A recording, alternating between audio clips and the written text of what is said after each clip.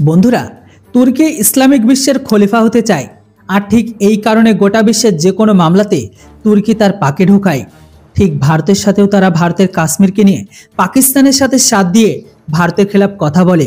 শুধু কথাই নয়, বড় বড় মঞ্চে পর্যন্ত পাকিস্তানের জঙ্গিপনাকে সমর্থন করে ভারতের খেলাফ বিষকে উগরায়।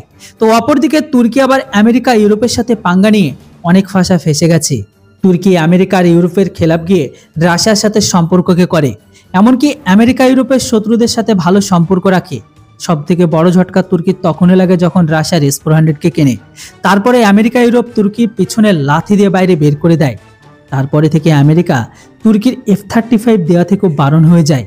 তুর্কি যে ভাবে যে F-35 না পেলে আমেরিকার থেকে হয়তো F-16কে নিয়ে নেবে, কিন্তু আমেরিকা তাদেরকে F-16 দেওয়া থেকে পর্যন্ত বারণ করে দেয়। এরপরে তুর্কি ভাবে যে তারা জার্মানি থেকে 40টি সংখ্যায় নতুন ইউরোফাইটার টাইফুনকে কিনবে, কিন্তু সেখানেও জার্মানি থেকেও তুর্কি বিফলতা হাতে নিয়ে ফিরে আসে। জার্মানি ও তুর্কিকে ইউরোফাইটার টাইফুন ফাইটার প্লেন দেওয়া থেকে সরাসরি না করে পিছনে লাত দিয়ে সামনের রাস্তাকে দেখিয়ে দেয়। তো ঠিক এইভাবে মুসলিম দেশের খলিফা হওয়ার চক্করে তুর্কি এখন নেওয়ার বদলে দিতে হচ্ছে। তো বন্ধুরা, এখন এই সব কিছুর উপর বিরক্ত হয়ে তুর্কি তার আয়রন ব্রাদার পাকিস্তানের থেকে সাহায্যকে নিতে চাইছে। তাই হয়তো হলেও হতে পারে চীনের বানানো আর পাকিস্তানের নামের 10th জেনারেশনের স্পেসশিপ J-17 থান্ডারকে কিনলেও কিনতে পারে তুর্কি। যদিও এর উপর আপনারা স্ক্রিনের উপর একটা আর্টিকেলকে অলরেডি আগেই দেখেছেন।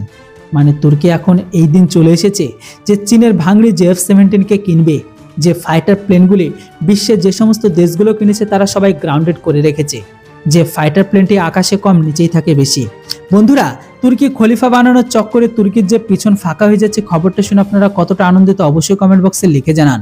Thanks for watching. জয় হিন্দ, বন্দে মাতরম।